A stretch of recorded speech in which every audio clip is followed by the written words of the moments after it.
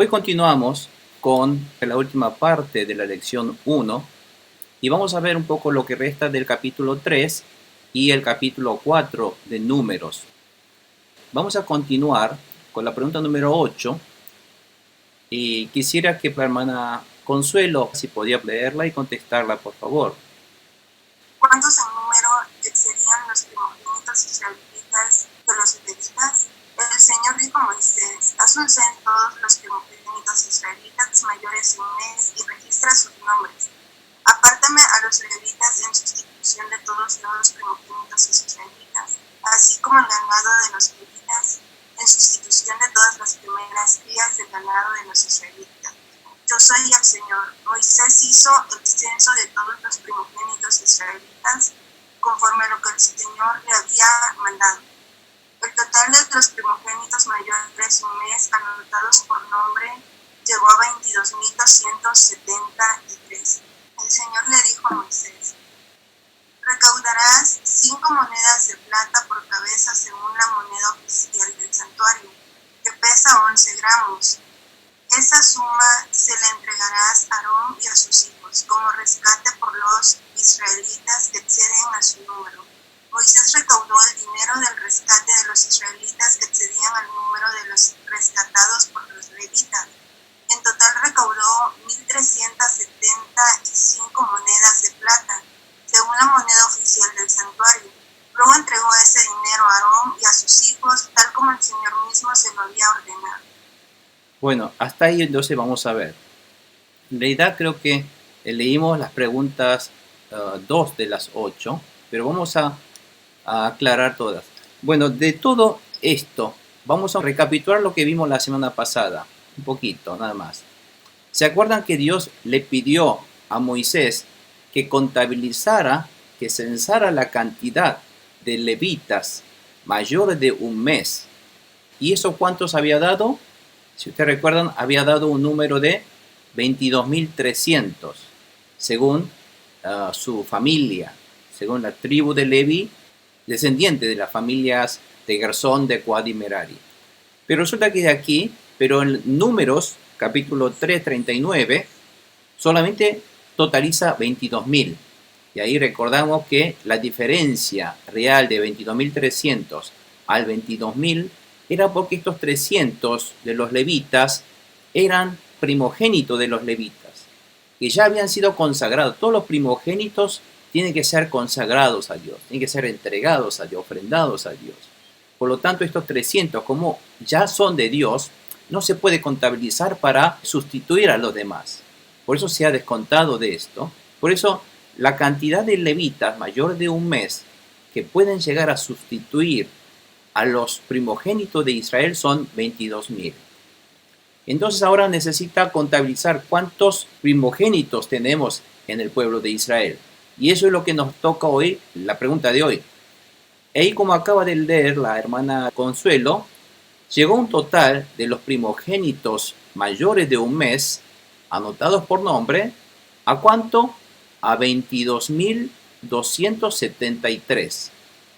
Entonces, ¿cuál es mayor, la cantidad de primogénitos de Israel o los levitas? ¿Qué cantidad es mayor?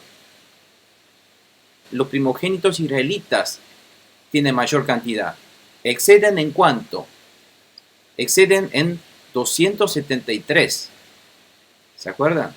Entonces, hay más primogénitos en Israel que la cantidad de levitas mayores de un mes. Por lo tanto, ¿por qué Dios hace todo esto? Tenemos que recordar por qué Dios manda estas órdenes a Moisés y a Aarón. Porque todos los primogénitos israelitas, ¿de quién es? Es de Dios, ¿no es cierto? ¿Y por qué es de Dios? ¿Se acuerdan entonces en Egipto, cuando estaban por salir de Egipto, en la 10ª plaga, cuando Dios envía a matar a todos los primogénitos, también ahí incluía a los israelitas también, porque todos somos pecadores delante de Dios. Pero Dios dio esa opción de que todo aquel que obedece la palabra de Dios y aquel que sacrifica al cordero y con su sangre derramada pinta el marco de la puerta, el primogénito de esa familia queda salvo. Queda salvo porque queda perdonado. El pecado de ese primogénito queda perdonado y queda redimido. Entonces, por tal motivo, ese primogénito israelita tiene que ser ahora ya propiedad de Dios, perteneciente a Dios. Eso hace que cuando nazca un primogénito en una familia de Israel, tiene que consagrarlo a Dios, tiene que entregar a Dios, porque es de Dios. Entonces, esa manera de entregar a Dios, ese significado de entregar y consagrar a Dios, cuando uno entrega a Dios, ¿a dónde entrega a Dios? No hay un Dios físico donde puede entregar uno. Entonces, el consagrar a uno es entregar a Dios como al servicio de Dios, o en caso de animales, consagra un animal a Dios. ¿Qué es lo que tiene que terminar de hacer? Hay que sacrificar ese animal para entregar a Dios, para hacer ya sea un sacrificio de holocausto quemado o de comunión o lo que fuere. Por lo tanto, el concepto de entregar a Dios, un primogénito, consagrar a Dios, era entregarlo ya sea para el servicio de Dios y para que su vida totalmente sea dedicado a Dios. Entonces, si todos los primogénitos israelitas que pertenecen a Dios tienen que ser entregados a Dios, esa familia, ese primogénito, todo primogénito tendría que entonces servir a Dios, tendría que entonces dejar sus tareas, dejar su familia, dejar sus hijos, entonces salir a trabajar en el templo de Dios. Bueno, teóricamente tendría que hacer eso, pero ese primogénito en realidad tiene que también trabajar y tiene que buscar el sustento para su familia. Entonces, para que ese primogénito no se entregue a Dios, para que uno se consagre y se sacrifique para Dios, lo que tiene que hacer, lo que Dios quiere hacer, es entonces en tu lugar, y si bien tú eres el que tiene que ser entregado a mí, voy a buscar una manera para que en tu lugar alguien te reemplace, para que entonces sea entregado a mí. Y ese alguien que te va a reemplazar va a ser un levita. ¿Está claro? ¿Por qué Dios hace todo esto? Entonces, la idea de todo esto está en que, si bien es uno quien tiene que ser entregado a Dios como ofrenda de sacrificio, porque yo por mis pecados, yo soy el que tenía que ser entregado a Dios para ser muerto como sacrificio por mis pecados. Pero Dios encuentra a alguien, Dios busca a alguien que pueda sustituirme en mi entrega a Dios, en mi sacrificio a Dios. Y ese alguien es Jesucristo. Entonces Dios está inculcando en la mente de los israelitas esa idea de la sustitución o lo que se llama la redención, que alguien en tu lugar haga lo que tú debías hacer. Y lo que tú debías hacer era morir por tus pecados, porque tenía que ser entregados y consagrados como ese animalito que se consagra a Dios. Tú eres el que tenía que ser muerto. Pero Dios busca una manera que te va a sustituir en tu lugar a alguien, y ese alguien va a ser un levita. Entonces, esa manera de sustituir es la manera de buscar Dios de la salvación que va a derramar al pueblo de Israel y más en general a la humanidad. Entonces Dios está enseñando eso. Por lo tanto, la sustitución lo va a hacer, pero la sustitución va a ser con todos los levitas mayores de un mes contra todos los primogénitos mayores de un mes de edad. Pero cuando hacen la cuenta, se da cuenta que faltan levitas. No alcanza la cantidad de levitas que tiene que reemplazar. Entonces, por ese motivo, lo que Dios está ordenando es a esos 273 que no tienen levitas a quien sustituir. Entonces Dios dice, bueno, esos 273 que no tienen levitas tengan que pagar como redención, como un pago por la redención, 5 shekels. Esos 5 shekels es lo que va a redimir a esa persona de tener que entonces hacer la tarea que él tenía que hacer, pero pagando ese shekel, él no va a hacer el sacrificio de entrega a Dios. Y todo eso también está relacionado con lo que va a hacer Jesucristo. Jesucristo va a sustituir, va a redimir en mi lugar la ofrenda, el sacrificio que yo tenía que morir, pero a su vez, lo que también está haciendo Jesucristo es pagar el precio que yo debía pagar. Ahí está el precio del cheque, la idea de pagar en la moneda de redención. Entonces, todo esto, esta orden que Dios realiza, porque, bueno, todo está realizando para poder enseñar, educar a los israelitas de la gran obra de salvación que va a realizar a través de su Hijo unigénito Jesucristo en sustitución, en redención, de pagar el precio del pecado de la humanidad. Eso es lo que está Dios enseñando, está insinuando que es lo que va a hacer. Por eso está Dios mandando todas estas cosas. Por eso, si nosotros entendiésemos, o los israelitas hubiesen entendido, por qué vino Jesucristo, por qué tuvo que morir, qué es lo que Él tuvo que pagar, ellos habían recibido todas estas educaciones de parte de Dios de hace años atrás, desde miles de años atrás. Aún así no comprendieron.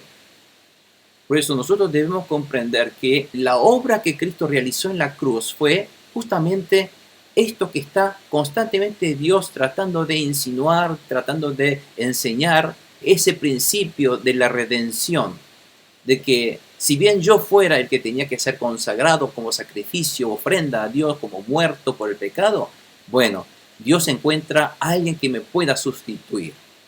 Eso es la connotación espiritual de esta parte de Números. Por eso, ese total, ¿cuánto llegó? Porque acá habla la Nueva Versión Internacional como un peso de 11 gramos, que es aproximadamente lo que es un shekel. Pero van a ser 5 shekels. Entonces, esta suma se la entregará a Aarón y a sus hijos como rescate por los israelitas que exceden a su número. Entonces Moisés recaudó el dinero de rescate de los israelitas que excedían al número de los rescatados por los levitas, y el total recaudado, ¿cuánto fue? 1.365 monedas de plata, según la moneda oficial del santuario. Luego entregó ese dinero a Aarón y a sus hijos, tal como el Señor mismo se lo había ordenado. Bueno, esto un poco haciendo una tablita sería esto. El número de levitas mayores de un mes de edad llegó a ser 22.000, pero el número de los primogénitos israelitas era 22.273, y la diferencia que excedía era el 273, que multiplicado por 5 shekels da esa exacta suma del cual entregó a Aarón de 1.365 shekels. Bueno, toda la idea englobada en este precepto que Dios está ordenando está señalando a Jesucristo. Hoy vamos a entonces comenzar con el capítulo 4 y voy a ir leyendo y vamos a ir analizando por parte. Dice la pregunta número 9. Concretamente, ¿cuáles eran las tareas que debían realizar cada descendiente de Coat, Gersón, Merari? Y es capítulo 4, 1 al 33. Y dice versículo 1. El Señor les dijo a Moisés y a Aarón: hagan un censo por clanes y por familias patriarcales de los levitas que descienden de Coat. Incluye en él todos los varones de, ¿ahora cuánto? De 30 a 50 años. Ahora Dios quiere que cense varones mayores de 30 y menores de 50 de edad, que sean aptos para trabajar en tienda de reunión. Esto es decir, sean aptos, tienen que ser hombres sin defecto. Hombres chuecos, ciegos, sordos, mudos, no pueden trabajar. Tienen que ser hombres aptos para trabajar en tienda de reunión. Entonces, el ministerio de los coatitas en la tienda de reunión consiste en cuidar de las cosas más sagradas. Cuando los israelitas deban ponerse en marcha, Aarón y sus hijos entrarán en el santuario y descolgarán la cortina que lo resguarda, y con ella cubrirán el arca de pacto. Bueno, cuando llega el momento en que los israelitas tendrán que trasladarse, ¿se acuerdan que estaban todos acampados de la manera como Dios manda? Y ahora cuando ellos tienen que trasladarse, porque Dios decide trasladarse, Dios ordena trasladar, haciendo que esa columna de nube que estaba sobre el tabernáculo, entonces sube, se levanta hacia el cielo y empieza a movilizar. Entonces cuando hacia la dirección en que se levanta, entonces ellos tienen que empezar a levantar su campamento. Pero primeramente, lo que ellos tienen que hacer es levantar la tienda de reunión primeramente. Ahora, el que tiene que empezar a hacer esto, ¿quiénes son? ¿Quién era lo que estaban encargados de la tienda de reunión, del tabernáculo? Eran los sacerdotes, Aarón y sus hijos. Entonces, el lugar del santuario, que solamente pueden entrar solamente los sacerdotes, Aarón y sus hijos solamente pueden entrar en el recinto cuadrado en el medio, y la parte santísima, el lugar santísimo que está ahí detrás de la cortina, solamente puede entrar el sumo sacerdote y solamente en un día especial al año. Por lo tanto, donde estaba ese arca, el lugar santísimo, solamente podía entrar el sumo sacerdote. Pero en el momento de la marcha, en el momento de tener que desarmar la tienda de reunión, Dios permite que entonces Aarón pueda entrar ese santuario. Para eso tendrán que descolgar la cortina que lo separa entre los dos lugares, y con esa cortina sagrada tienen que cubrir el arca de pacto, tienen que taparlo así. Así como el bien entra, saca la cortina y lo tiene que tapar. Después tienen que cubrir también con piel del delfín y con un paño púrpura. Y a su vez colocarán las varas. ¿Se acuerdan? En el arca tenía dos lugares para poder colocar dos varas cubiertas de oro, porque de esas varas tendrían que sostener para transportarla. Y además sobre la mesa de presencia del Señor, que es la mesa de pan, también extenderán un paño púrpura y colocarán los platos, las bandejas, los tazones y las jarras para las libaciones. Todo esto tiene que ser también tapado. Todo lo que sean los utensilios internos que están adentro del santuario tiene que ser tapado, cubierto con este paño púrpura, porque eso simboliza algo celestial, algo sagrado. Sobre todo esto, también extenderán un paño escarlata. Fíjense que a la mesa de pan tiene que primeramente cubrir con un paño púrpura. Después sobre ello tiene que colocar todos los utensilios, los platos, la bandeja que utilizan para colocar los panes, los tazones y las jarras para libaciones. Cuando tienen que entregar ofrenda de libación tienen que usar también de allí. Entonces todos esos utensilios tienen que poner arriba del paño púrpura. Y después sobre todo eso luego extenderán otro paño escarlata por encima de esto. O sea que abajo estaba púrpura y arriba el paño escarlata de color rojizo que simbolizaba la sangre de Cristo, ¿no? Como así como nuestro pecado también es cubierto con la sangre de Cristo, es así el paño escarlata que cubre todo esto. Luego cubrirán la mesa con piel de delfín, algo que es eterno, algo que es bien fuerte. Todo esto tiene que estar protegido con la piel de delfín. Y le colocarán las varas para transportarla también, hasta las mesas, todo. Ninguno de los utensilios del santuario se puede el hombre, aún el sacerdote, se puede tocar directamente con la mano humana. No se puede acercar. Sino tiene que haber una vara para que no tocara directamente ese objeto del santuario. Y con un paño púrpura también cubrirán el candelabro y sus lámparas, cortapabilos, ceniceros y utensilios que sirven para suministrarle aceite. Después cubrirán el candelabro y todos sus accesorios también ¿con qué? Con piel de delfín otra vez. Y lo colocarán sobre las andas. Extenderán un paño púrpura sobre el altar de oro.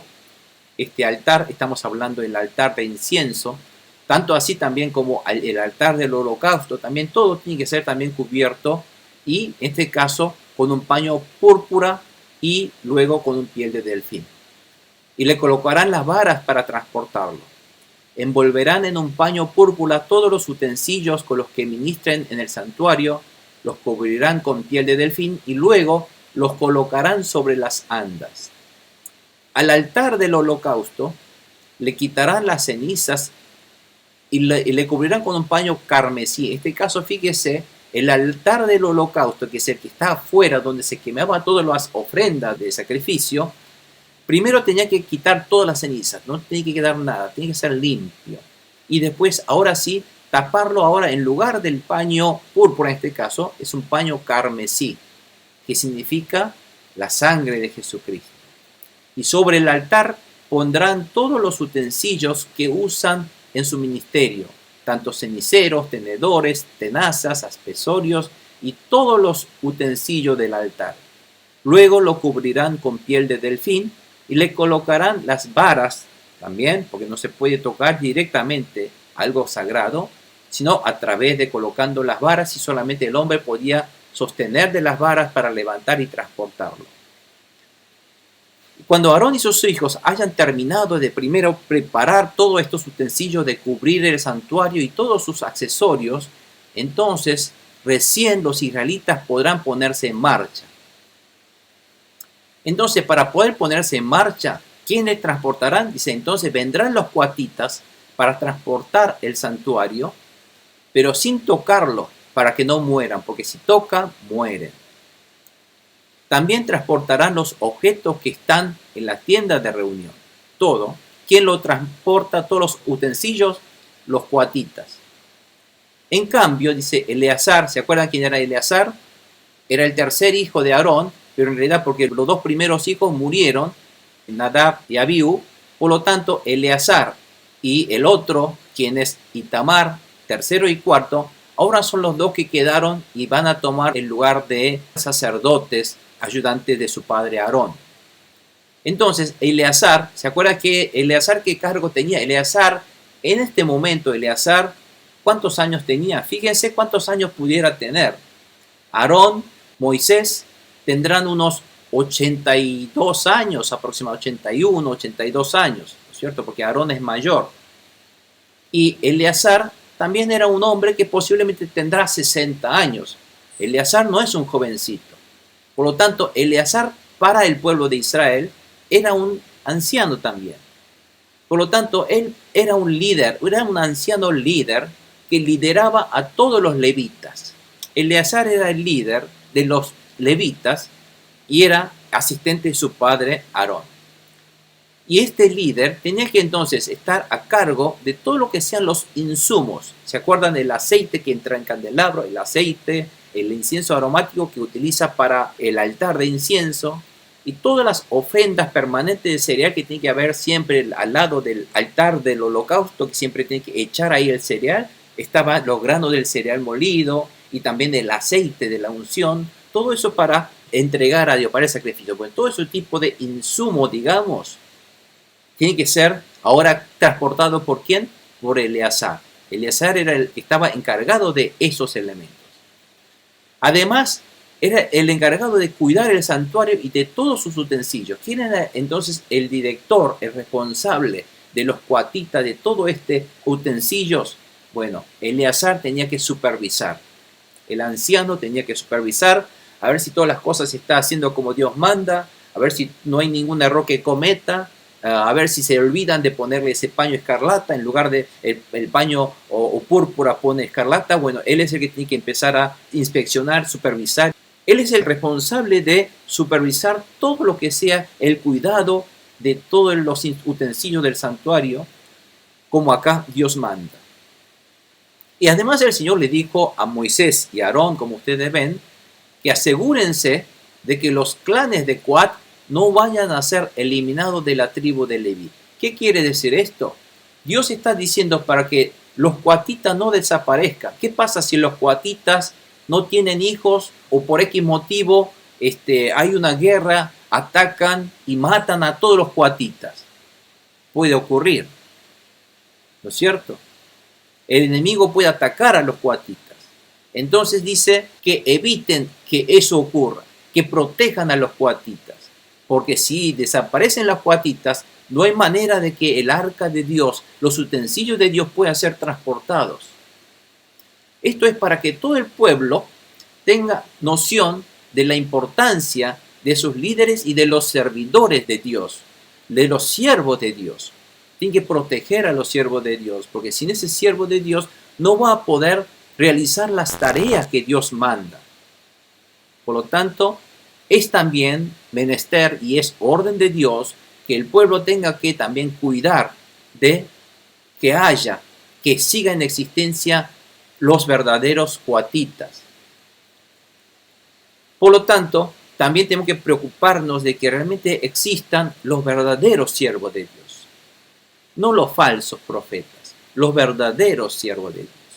Y para que no mueran cuando se acerquen a las cosas más sagradas, deberán hacer lo siguiente: Aarón y sus hijos asignarán a cada uno lo que deba hacer y transportar.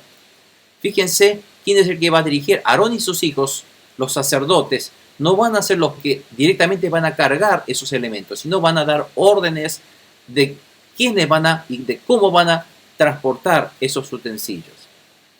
Pero los coatitas no mirarán ni por un momento las cosas sagradas, de lo contrario morirán. Fíjense, acá Dios prohíbe que no puede el hombre mirar las cosas sagradas.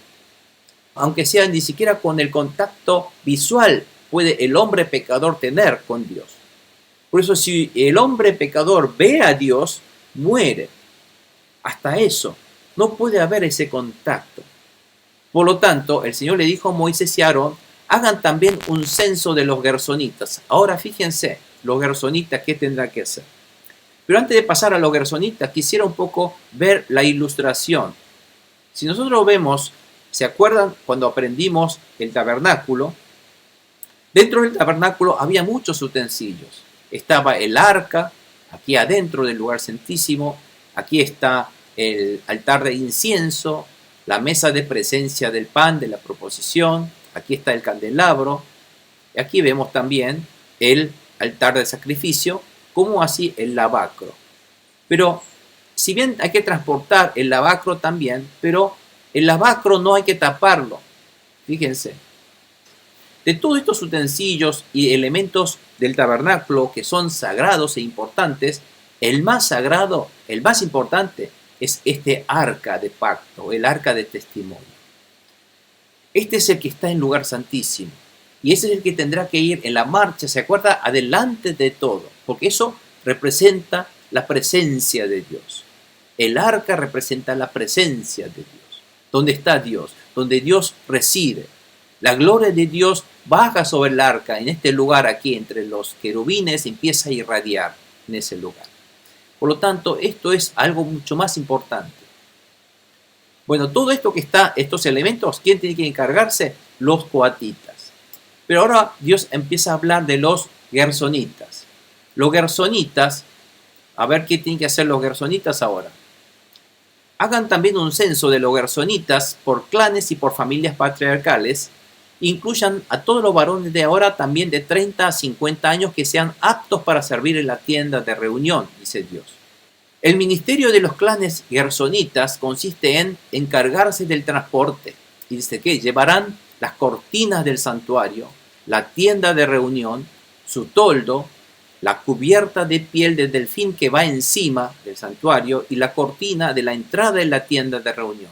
También transportarán el cortinaje del atrio y la cortina que está en la entrada del atrio que rodea el santuario y el altar, junto con las cuerdas y todos los utensilios necesarios para su servicio. Bueno, ¿qué tienen que llevar entonces ahora los gersonitas?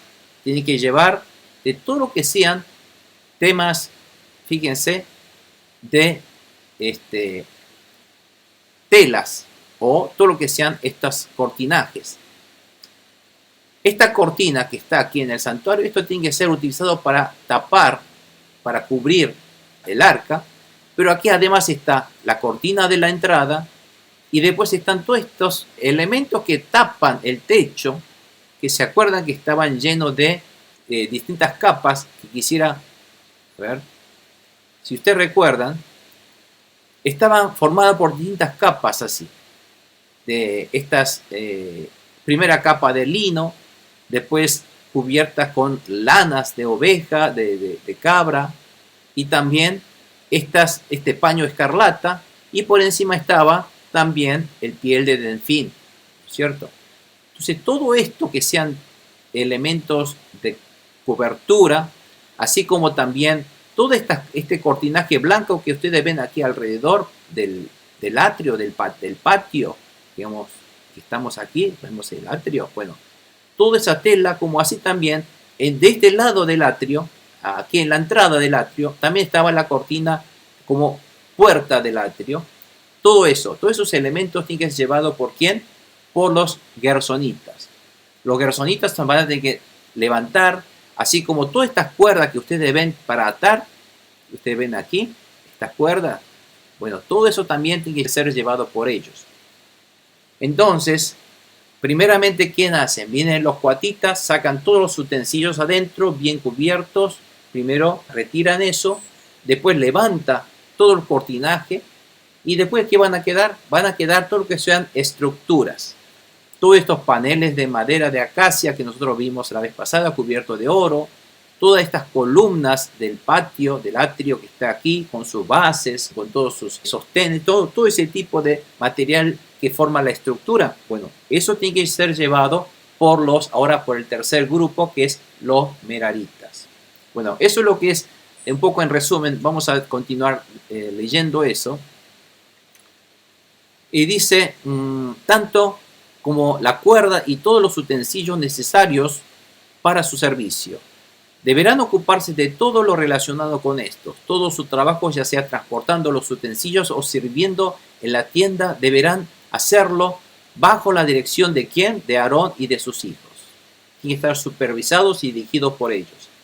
De ellos será la responsabilidad de todo el transporte. Aarón y sus hijos son los responsables generales, directores generales de toda esta operación del transporte, del desarmado y del transporte y luego el rearmado del santuario o del tabernáculo de Dios. Y el servicio de los clanes de Gersón en la tienda de reunión será supervisado ¿por quién? Por Itamar, hijo del sacerdote Aarón.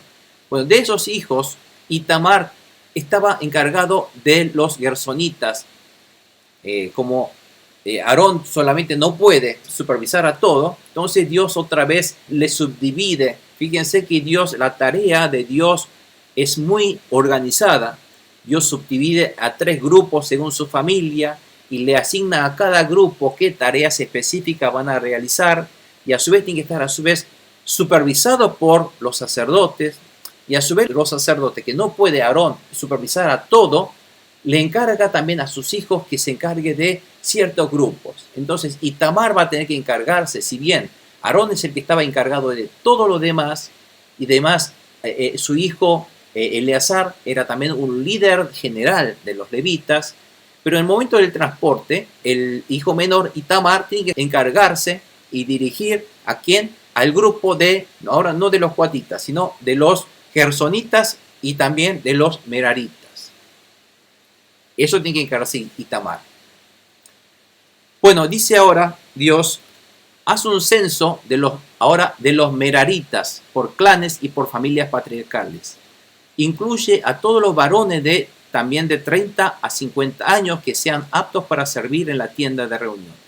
Fíjense, Dios ahora llama a los que son de 30 a 50 años porque tienen que ser hombres grandes para poder ya trabajar para Dios. Dios no llama a los niños para hacer esto. Pero para poder sustituir al pueblo de Israel necesita muchos levitas considerar. Por eso Dios tan importantemente también considera hasta los levitas de 1 mes de edad. Con tal de salvar, con tal de redimir, Dios toma hasta un levita de 1 mes de edad. Pero ya para poder trabajar en el traslado, Dios ordena que sean de 30 a 50 años de edad, que tendrá que servir en la tienda de reunión. Dice, su trabajo en la tienda de reunión consistirá en transportar el armazón del santuario. Ahora se acuerdan cuando todos se levantaron, sacaron todo el tema de cortinajes, queda el armazón, la estructura, y son los meraritas. Tienen que empezar a desarmar todo lo que sean armazón del santuario, sus travesaños, postes y bases.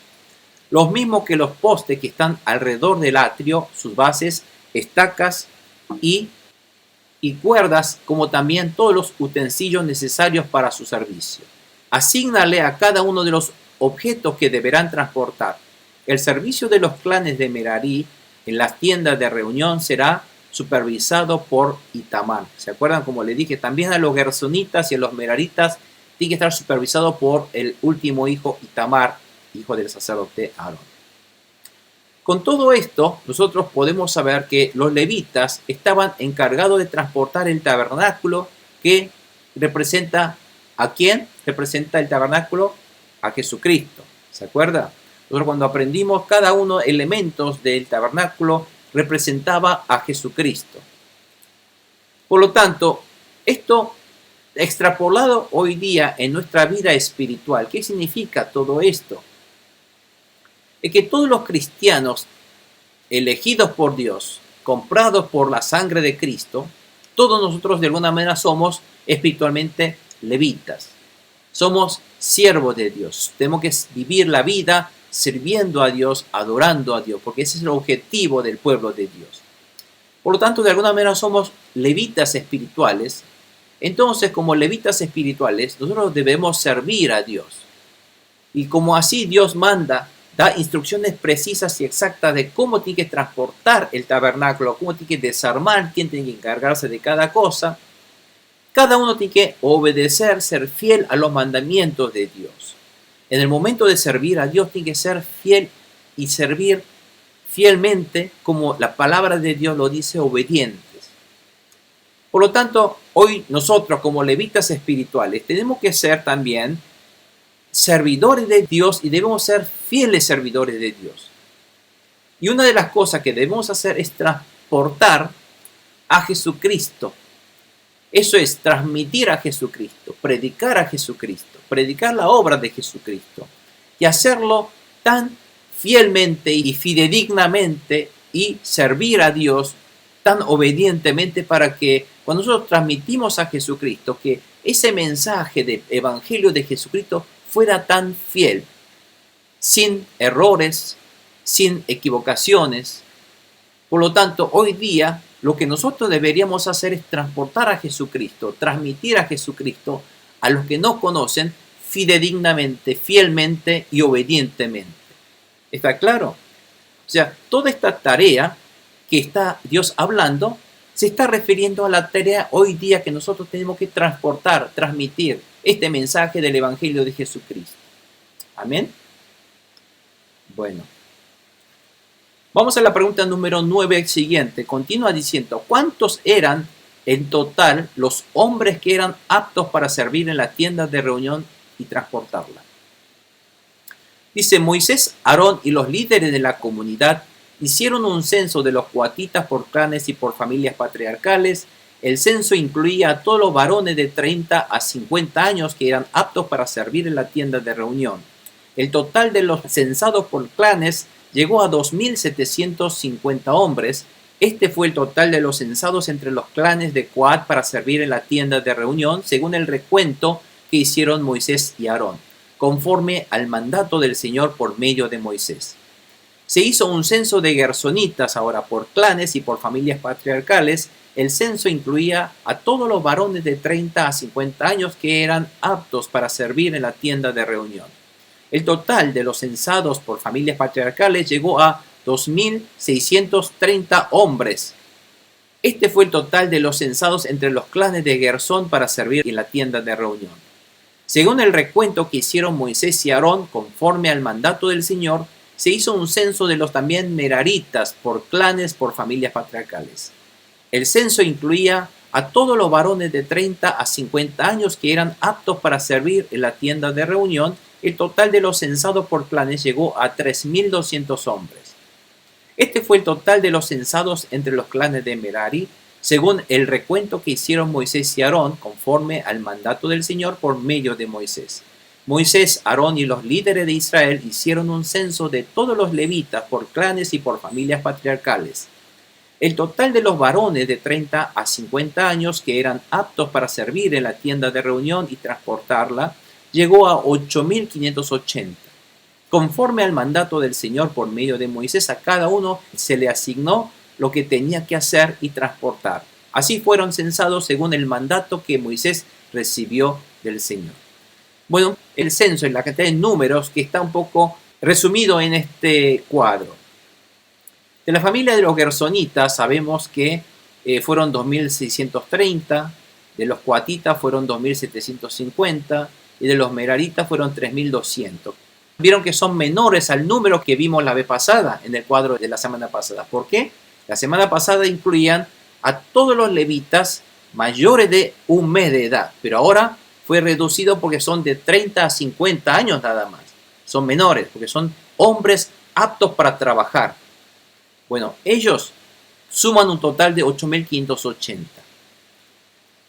Son mucho menos, comparado con 2,5 millones, 3 millones de israelitas. Son muy pocos los selectos, elegidos para servir a Dios. No todos pueden servir a Dios, ¿no es cierto?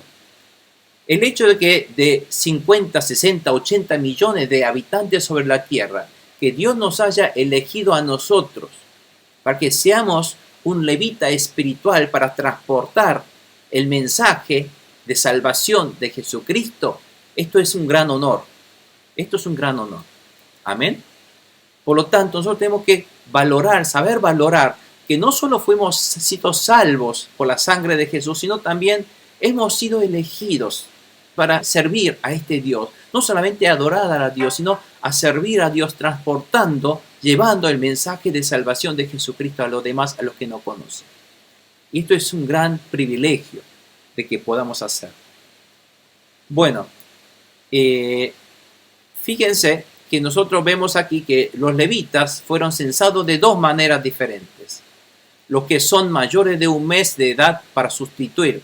Ellos eran para sustituir a los primogénitos de Israel, y los que son de 30 a 50 años de edad para servir en la transportación del templo de Dios, ayudando a los sacerdotes Aarón, Eleazar e Itamar. Nuestro Dios es un Dios de orden. Podemos ver en todo esto que Dios está muy bien organizado. En cada una de las cosas que Dios manda está totalmente mesurado, está totalmente planeado, detalladamente, de por qué hace esto, por qué utilizar esos colores, por qué hacerlo con esas medidas. En fin, nuestro Dios, los planes de nuestro Dios son tan perfectos. Nosotros tenemos que entender cómo es nuestro Dios. Nuestro Dios no se hace las cosas así al azar. Nuestro Dios planea, nuestro Dios proyecta, nuestro Dios ordena, organiza. Esta organización empezó desde las épocas de Génesis, de salvar a la humanidad del pecado a través de su Hijo unigénito. Este plan de Dios no quedó nada librado al azar. Nuestro Dios es un Dios perfecto, nuestro Dios que organiza y lo lleva a cabo. Y Dios promete y lo realiza, y es fiel. Por eso nosotros podemos confiar en nuestro Dios. Es un Dios maravilloso. Es un Dios, si bien no lo vemos con nuestros ojos, pero está aquí a mi lado y es tan perfecto y es tan maravilloso. Todo calculado a milímetros, no a micrones. Es un Dios maravilloso. Y Dios trabaja organizadamente. Por lo tanto, un cristiano tiene que trabajar con esta organización de Dios, pero no con la mente humana, de la manera de Dios, de la manera celestial de Dios. Y esta manera celestial de Dios está detallada en la palabra de Dios. Y cuando nosotros no lo hacemos con la mente humana, con la sabiduría humana, porque la sabiduría humana es algo inferior, muy inferior. Pero si lo hacemos con la sabiduría celestial desde lo alto de Dios, aparecen cosas sobrenaturales, porque Dios empieza a obrar de una manera sobrenatural en nuestra vida. Amén, hermanos. A este Dios lo adoramos, a este Dios lo amamos y Él nos ama. Bueno, antes de terminar, quisiera un poco recordar cómo era la marcha. Fíjese, hasta en la marcha Dios tiene todo pensado. Cómo organiza Dios este escuadrón, cómo tiene que marchar. Y fíjense que el arca, que ustedes ven aquí, el arca tiene que estar adelante de todo. ¿Quién va por delante? Dios va por delante. Dios está por delante. Dios es primero. Dios es prioridad número 1 en nuestra vida. No es mi trabajo. No es mi dinero. No es mi vida. Dios es primero. Y después, si Dios está primero, todo lo demás viene detrás protegido por Dios. En el medio de Dios, ¿quién reside? Reside el templo de Dios, llevado adelante por los gersonitas y los meraritas del tabernáculo. Y después los coatitas. ¿Qué eran los coatitas? ¿Quién tiene que llevar los coatitas? Todos los utensilios. ¿Se acuerdan? El arca está adelante, perdón. Excepto el arca, todos los demás utensilios que tiene que llevar, los coatitas está aquí en el medio, también protegido en el medio del pueblo. Después nosotros vamos a ver cómo van a llevar, pero los gersonitas, los meraritas, ¿qué tienen que llevar? Tienen que llevar los cortinajes y las estructuras, y ellos son pesados. y cuando tiene que transportar viajes de varios días, semanas, Dios no quería que esta gente se cansara. Por lo tanto, Dios ordena a ellos que le entreguen, pueden transportarlo ¿con qué? Los gersonitas, los meraritas reciben carruajes tirados por bueyes. Entonces, ellos son los que tienen que colocar todas esas cosas pesadas en el carruaje de transporte, y se pueden transportar a través de bueyes. Pero los coatitas que tienen que llevar las cosas sagradas de Dios, ellos no pueden ponerlo arriba de un carruaje. Eso lo tiene que llevar cada hombre. Ya sabemos que es algo cansador, algo trabajoso, pero es obra de Dios. Cuando un levita hace trabajo de Dios, muchas veces nosotros sentimos a veces cansancio. Hacemos arduos trabajos para preparar esta lección de que ustedes escuchan ahí sentados una hora. Tengo que estar buscando materiales toda una semana, orando y preparando este material. ¿Esto quién lo hace? Los levitas. Por eso a veces cuando uno está meditando y pensando, ni siquiera recibo mensajes, no abro WhatsApp, porque tengo que estar en medio de la compenetración, estar en medio de la unción del Espíritu Santo para poder entender y para poder predicar fielmente, para poder transmitir fielmente la palabra y la obra de Dios. Bueno, todo esto es los coatitas. Los coatitas tienen que por sus hombros llevar el peso de todos los altares, instrumentos de Dios. Es trabajoso, es tedioso, pero hay que hacerlo, porque Dios lo manda así. No es fácil a veces, pero tengo que hacerlo. Pero hay bendición, ¿no es cierto? Fíjense, entonces todo esto, un poco ilustrado para que ustedes tengan un pantallazo de todo esto, cómo se vería, eran así. Los coatitas están aquí transportando adelante el arca de Dios, llevado por sus hombros. Y si nosotros vemos en el dibujo siguiente, que le mostré la vez pasada, que muestra un pantallazo más general de cómo era esa marcha. Nosotros vemos aquí, adelante los coatitas transportando el arca glorioso de Dios, donde arriba la nube de Dios siempre los guiaba adelante, arriba de ellos, y venían en la tribu de Judá y todo su escuadrón. Estos son los levitas, aquí viene el escuadrón, y después de ese escuadrón viene todos los que ustedes ven aquí atrás, todos los carruajes tirados por bueyes. Aquí están llevando los meraritas y los gersonitas. Debido a que los gersonitas son cortinajes, Dios le da estos dos carruajes. Todos están tirados por dos bueyes, pero Dios le da dos carruajes para los gersonitas, para los cortinajes. Pero a los meraritas Dios le da 4 carruajes porque son mucho más pesados y grandes, todos esos elementos que tiene que llevar, transportar. Por eso Dios le da 4 carruajes a ellos. Después, detrás de todos estos escuadrones, después aquí atrás ustedes podrán ver, vienen los coatitas cargando en sus hombros todos los utensilios, altares, todos los elementos que están adentro del tabernáculo. Y después atrás vienen todos los escuadrones también de los israelitas. Dios proyecta, Dios ordena organizadamente salir de esta manera y hacer el avance. Entonces van a ver cuando los israelitas obedecen y van de esta manera, van a estar protegidos por Dios y no puede el enemigo atacarlos. Después vamos a ver ahora todo lo que es números, empieza ahora a narrar en detalle los pormenores cuando israelitas empiezan a salir, a marcharse de Sinaí. Entonces vamos a aprender ahora a partir de los próximos meses acerca de esto. Pero aquí lo más importante, ¿cuál es la tarea? ¿Cuál es el objetivo principal de los israelitas de marchar así? ¿Cuál es el objetivo? Ir hacia la tierra prometida, ¿cierto? Pero, ¿cómo lo hacen? De acuerdo a la palabra de Dios, obedeciendo sus mandamientos y sus instrucciones, siendo fiel a su palabra. Y cuando avanzan de esta manera, los enemigos caen delante de ellos. Nadie los puede vencer. Y esa es la vida espiritual de cada uno de nosotros hoy día. Amén, hermanos. Por eso Vamos a un poco a cerrar con esto, recuerda, y quiero que presten atención en esto. Y dice, Dios nos ha salvado de la esclavitud del pecado. ¿Para qué? Para hacernos su pueblo. Pero ese pueblo, ¿qué tiene como función? De adorar a Dios. Y la manera de adorar a Dios es respetar y obedecer sus mandamientos. A Dios no se adora simplemente levantando las manos, no.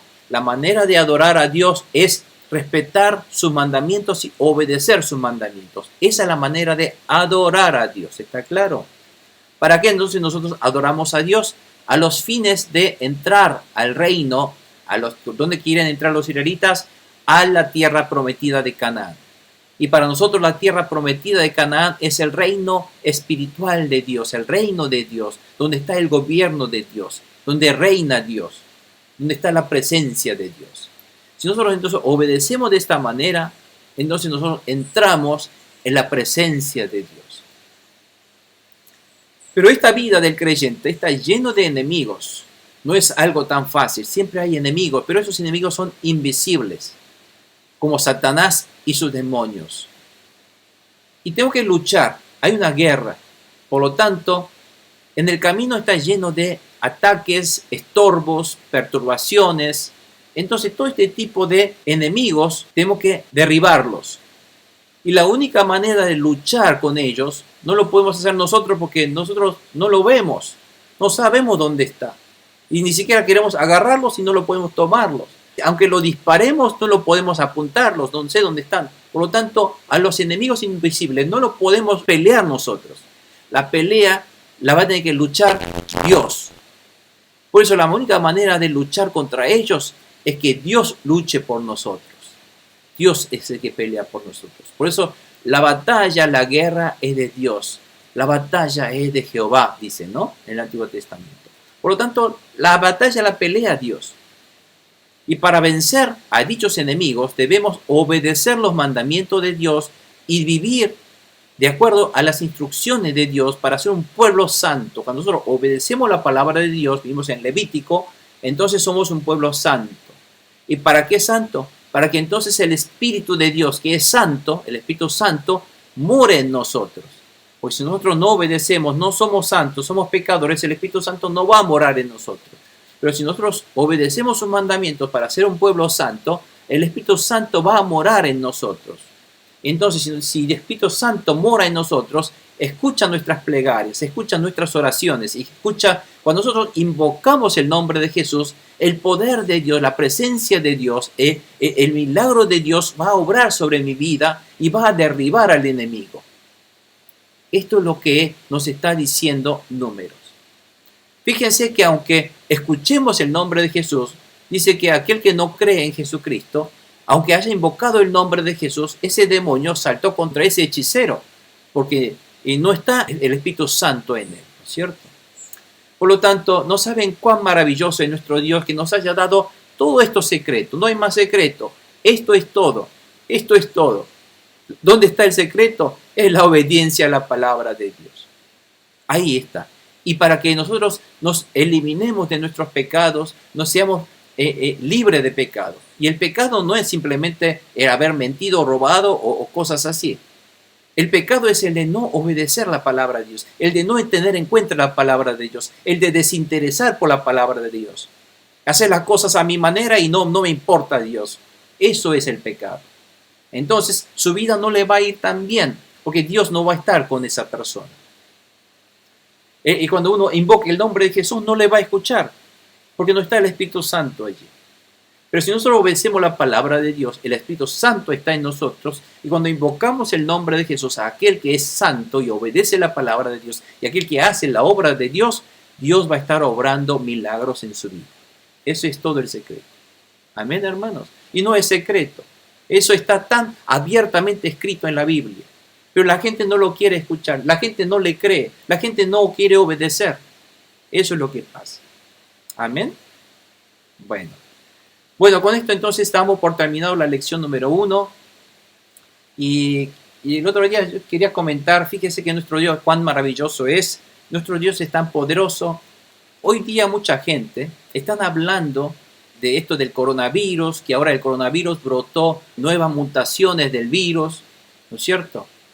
El otro día estaba escuchando una explicación que daba un anciano de una iglesia, él es creyente, y es un médico, biólogo, bacteriólogo y un médico endocrinólogo muy renombrado, y es un doctor, es una eminencia, y él estaba muy preocupado explicando de estos virus como la mutación delta, el lambda que viene ahora, y que todo esto, y muy preocupado en detalles, con explicaciones a nivel molecular, a nivel químico, orgánico, en fin, todas unas explicaciones con palabras que ni siquiera yo puedo entender todo, ¿no es cierto?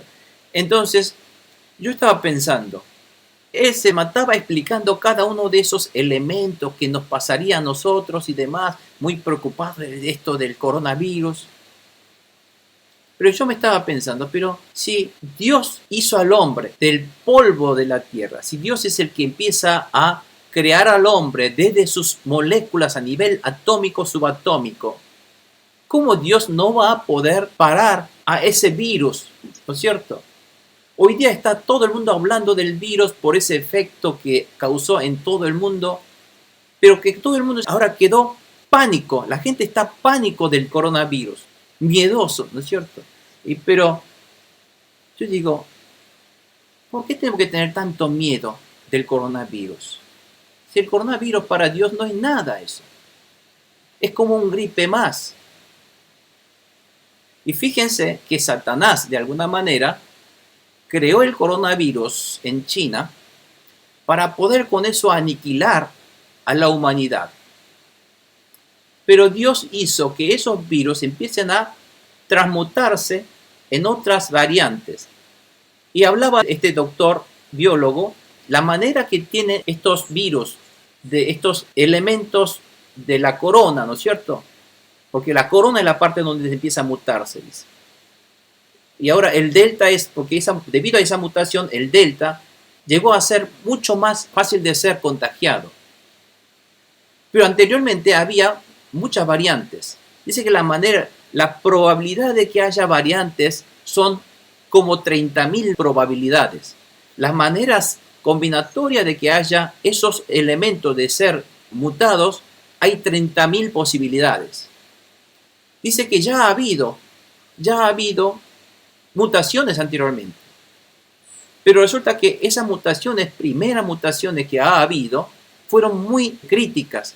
Tal es así que en ese tipo de virus, cuando uno es contagiado con ese virus, hasta llega a morir. Pero fíjense lo que ha ocurrido. Cuando ustedes escucharon por el noticiero en China, en Wuhan, cuando empezaron a brotar este virus primeramente, la cantidad de gente que cayeron muertos en la calle, ¿se acuerdan? ¿Vieron eso? Bueno, eso es porque ese tipo de mutaciones de esos virus en ese momento fueron tan fatales que llegan a matar a esas personas. Pero el problema para el virus, esos virus fatales, es que si esa persona donde él está muere sin poder transmitir, todos aquellos que murieron, ¿qué hacen con ese cadáver? Lo creman. Entonces, todas esas variaciones de los virus mutados que son fatales, fueron ya eliminados. O sea, los más fatales ya desaparecieron. Y los que son menos fatales son los que están ahora afectando al mundo.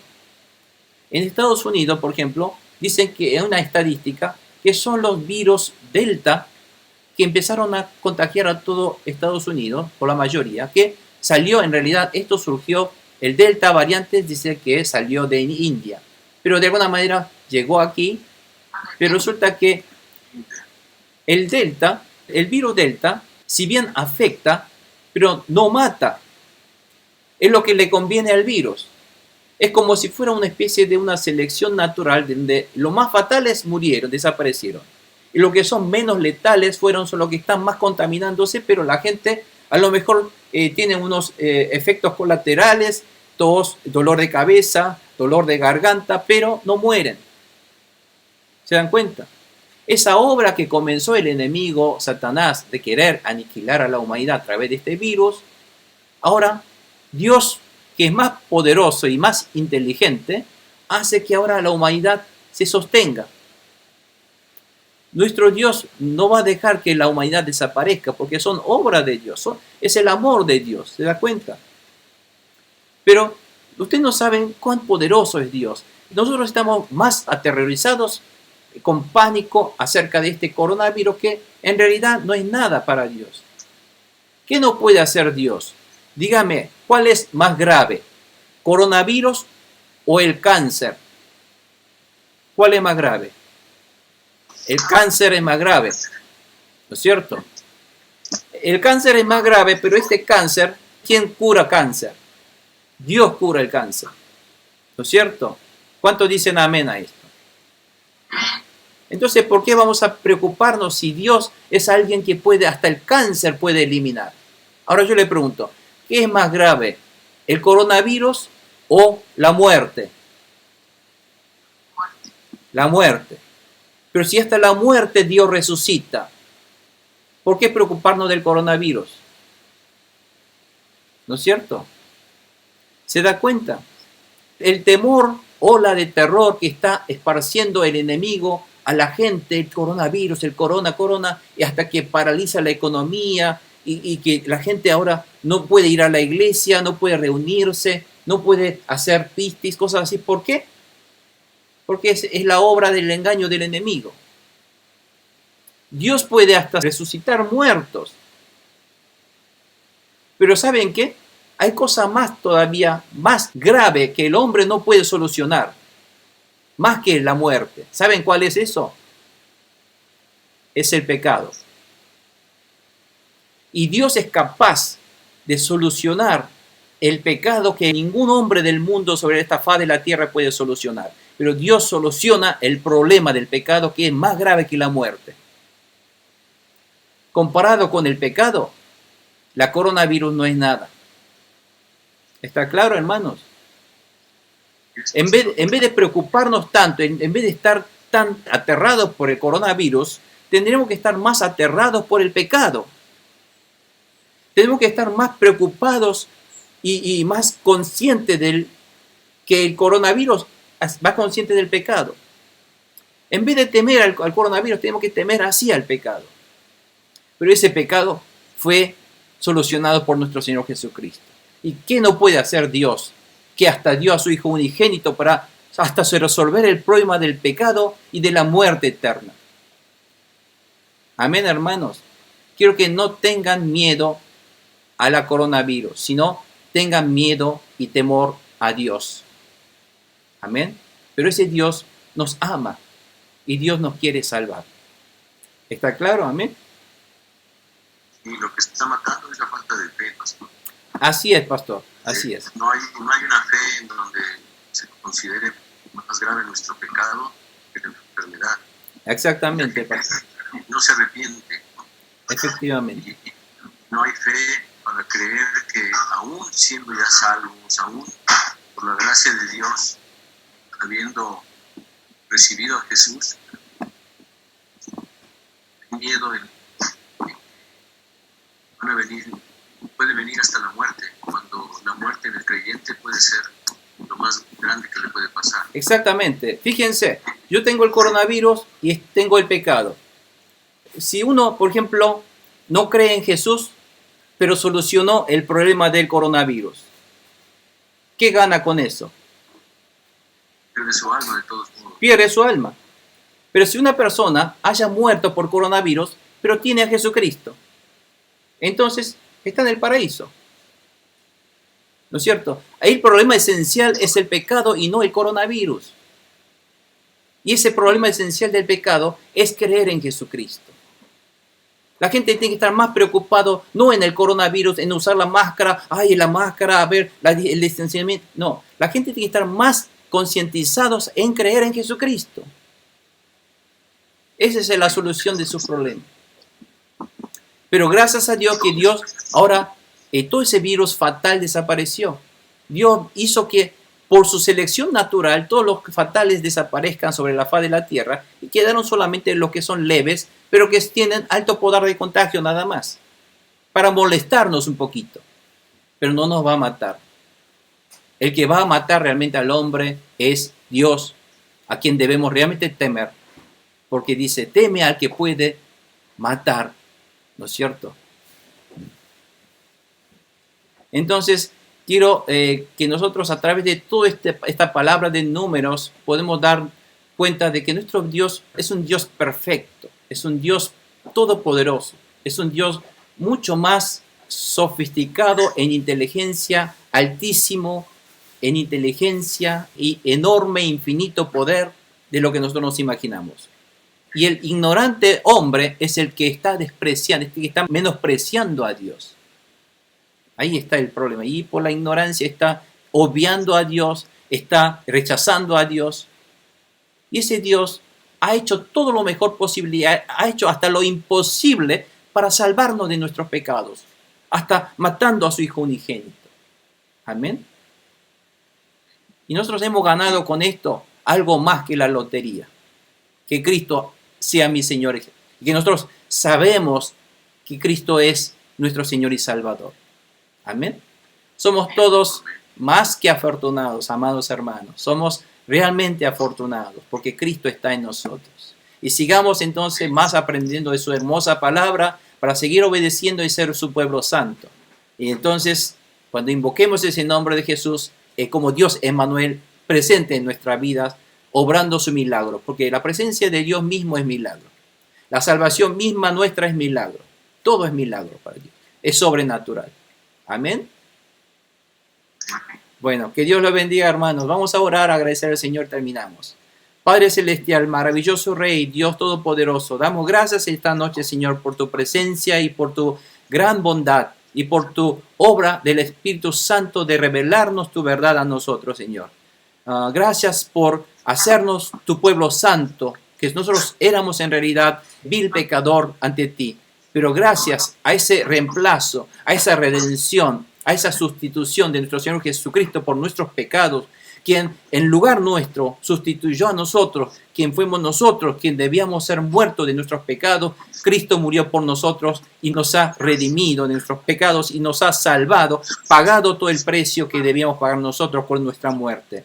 Gracias, Señor, te damos, te alabamos, te exaltamos, Señor, te honramos, Señor, te glorificamos, no tenemos palabra para glorificarte, pero seguimos, Señor, dispuestos. Estamos totalmente decididos a obedecer tu palabra y seguir viviendo de acuerdo a tu palabra. Y seguir transportando, transmitiendo este mensaje fielmente de Cristo, de salvación, a todo el pueblo que no te conozca, Señor.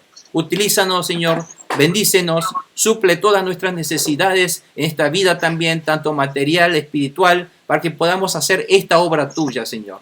Gracias, Señor, por habernos elegido de tanta gente en este mundo. Gracias a hacernos estos levitas espirituales. Gracias, Padre, te damos.